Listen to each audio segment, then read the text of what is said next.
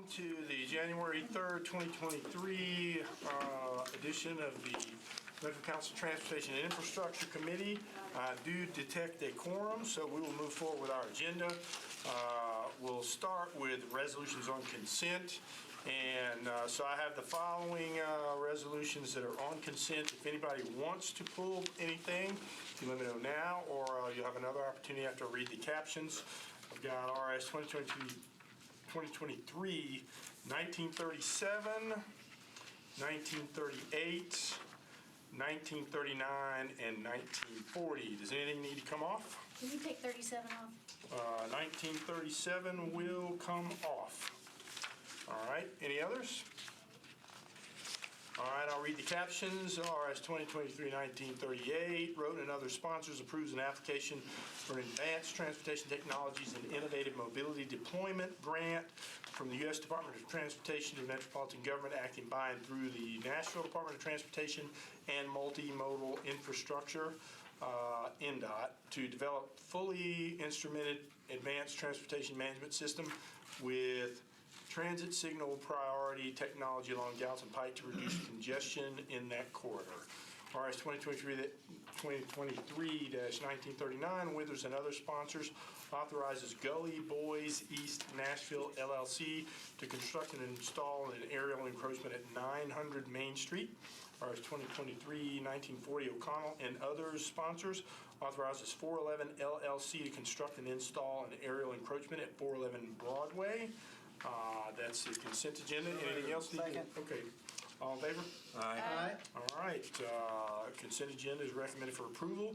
Now we'll go to RS 2023-1937, Road and other sponsors, approves a SMART grant from the U.S. Department of Transportation to the Metropolitan Government, acting by and through the NDOT to use video and other sensor data to identify safety issues outside of traditional crash reports, implement targeted safety measures, and evaluate these measures in downtown Nashville's complex multimodal environment.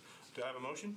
So moved. Second. All right, moving properly seconded. Any discussion? Councilmember Allen. Question. So my understanding is this is on Clarksville Pike and Buchanan Street, and we need better safety everywhere. But when I looked at the top high injury streets in the Vision Zero plan, those were not the streets. So I guess my question is just, how did we choose these over West Trinity and Gallatin and Dickerson, which are the ones that we keep hearing about? I'll refer that to Director Alcon or It's Freeze. It's the location in the North Transit Center there that made this a good candidate for this grant. Because we think there'll be lots more people walking over there. There'll be a lot more people walking around there. And this is actually, we're going to use LiDAR as well, which is, a level of detail that we're going to be able to see with pedestrian movements that we're not able to. So we hope to capture a lot of the near misses that we don't hear about, in the incident reports. Okay. Can I ask a follow-up?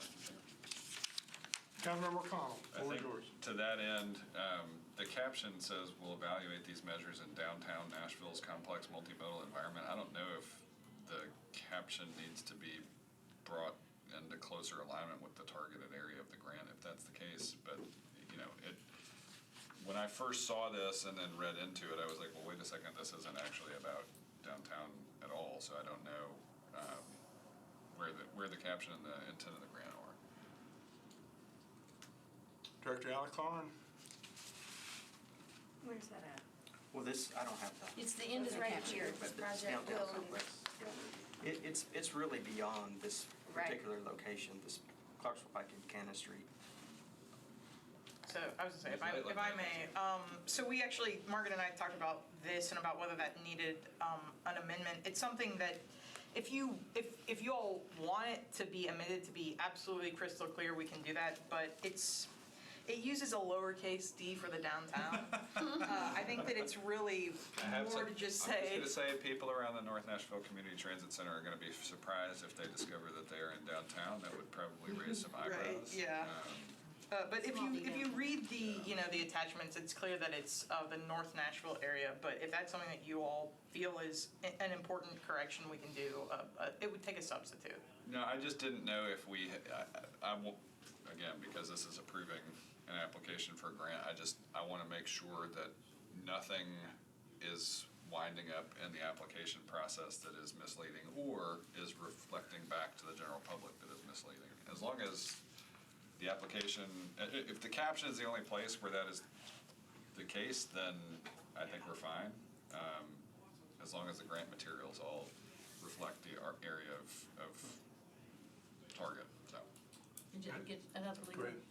another legalese question, does, so assuming we get the grant, which would be great, then this will be back in front of us to accept the grant correctly. Is there anything that requires the language to be identical? I So we don't, get I don't think cleaned so, up and- no. okay. So that could be fixed in the caption of a future, the grant acceptance, assuming that it gets approved. Okay, so we've got it on the record, and y'all are comfortable with that? Yep. Okay, any other discussion? All in favor? Aye. Any opposed? All right, we recommend approval. Now let's look at the bills on second reading consent agenda. I will call them off by number. If anything needs to be pulled, please state that. You'll have another opportunity at the end of reading instructions. Bill 1635. Pull that one, Mr. Chair. Yes, sir. 1638. 1639. 1640. And 1641.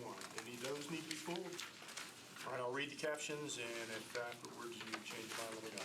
BL 2022-1638, O'Connell and other sponsors authorizes Newco Arc LLC to construct and maintain underground encroachments in the right-of-way located at 221 4th Avenue North.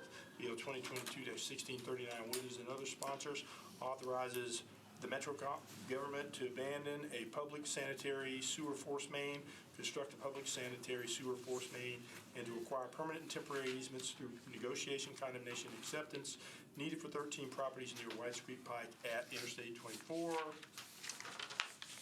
BL 2022-1640, Bradford and other sponsors authorizes the Metropolitan government to accept new water and sanitary sewer mains, fire hydrant assemblies, sanitary sewer manholes, and easements for property located at 1363 Pleasant Hill Road, also known as Pleasant Cove Subdivision.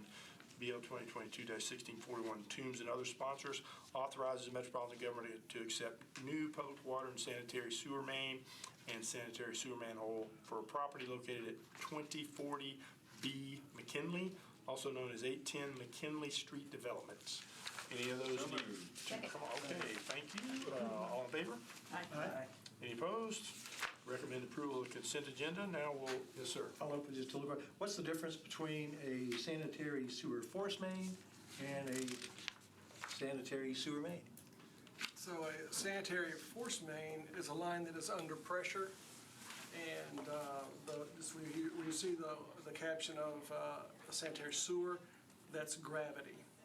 So that would be the difference. And so a lot of times the topography will drive which one you would have to use. Okay. And the one you see here is associated with a pump station. So. All right. Okay. Yeah, you do. Thank you. The best, easiest way to tell is to break one open with an excavator. No, don't do that. I would advise that. Okay. We've had our share of those, so let's not do that. Because one will be a fountain and one will not. A geyser. All right, we'll move to BL 2022-1635, Toombs and other sponsors. Approves a participation agreement between the Metropolitan Government of Nashville and Davidson County, acting bind through the Housing Division of the Metropolitan Planning Department and Urban Housing Solutions to provide enhanced pedestrian signaling for UHS's proposed development, as well as other existing properties in the area. Do I have a motion? Second. Yeah, after Any motion, discussion? second. Yes, sir. Thank you, Mr. Chair. Councilmember McCall. So this one is interesting to me because I may have an affordable housing project coming up, I hope before the end of the term, that might need a participation agreement on a water infrastructure piece. And I'm just curious at this point if, well, one, I guess, about the details of this, how we are doing the very delicate dance of infrastructure improvements, but the need for keeping as much funding as possible on the affordable housing itself, because obviously I'm strongly in favor of enhanced pedestrian signaling, but I'd like to know more about the participation agreement. Yes, absolutely. Hannah Davis here, And we also have the developer, Urban Housing Solutions, Kelsey Osman, is here to speak on the enhancement-specific questions.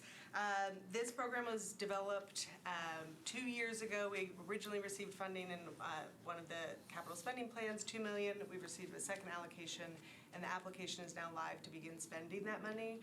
The intention is to, kind of sidecar onto the funding that you hear a lot about very often, Barnes funding, tax credit funding, other subsidies that are ensuring that 100% of the units are affordable and doing all the compliance.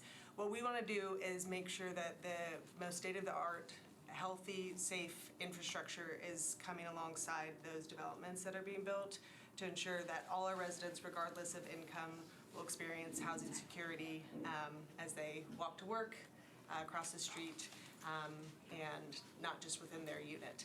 So the reason that we're here today is for this specific agreement, but this is a much broader program that's being launched.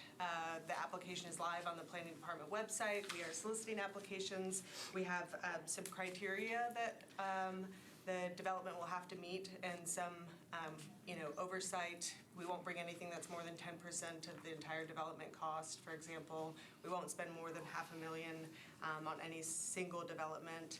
But this was a way to activate some of the capital spending plan dollars and really tie it in conjunction with our affordable housing development. So I'm especially passionate about this one as, an opportunity for development that's coming online on a high fatality corridor as defined in the Vision Zero plan. This was an opportunity to do something that's state-of-the-art, the Hawk Signal. It's going to be one of the first in the city. And for this program as a whole, we wanted to partner it the first time out the door with one department. We know that there's an opportunity to work with Metro Water, perhaps, parks, other departments. But for any pilot program, the most simple that we could keep it for this first round, we wanted to do. NDOT has been an incredible partner on this. So the opportunities that folks can apply for now fall within what they would already be inspecting. And they have been really helpful at advocating. They're also helping engineers to price check the quotes that we're receiving and then making sure that what the city's paying for is, reasonable and competitive in the market. And that way we can stretch these dollars to go as far as possible to other developments. So very excited to be bringing this enhanced infrastructure. It's certainly what our neighbors deserve. And so hopefully you'll be seeing a lot of me and my colleagues over the next year on the transportation infrastructure side. Great. I appreciate that. And one quick follow-up, I guess, is, as we set a standard here for those kinds of things, from a corridor perspective, I want to make sure the entire corridor enjoys it, right? That it's not just restricted to a place where we had these grant dollars, right? That it's, I guess that as we try to do Vision Zero on a corridor-wide basis, that it's not, it's not that we can only do it if, for instance, it's a Barnes-funded project or something like that. Oh, yeah, of course. I mean, the NDOT is, you see them all over the place currently. They're making significant improvements. If I can just add to that for you, Council Member, we've actually been working very close with Walk Bike and as well as TDOT. There's actually a grant that's in place. There's been a task force that's actually been meeting on a regular basis. And so this is actually an area that was identified through TDOT's risk assessment that they did. Yep. So this is really actually quite fitting based on the outcome of that. So there, a lot of the preliminary work was done that only supports this more as being really a great mobility initiative to help people move.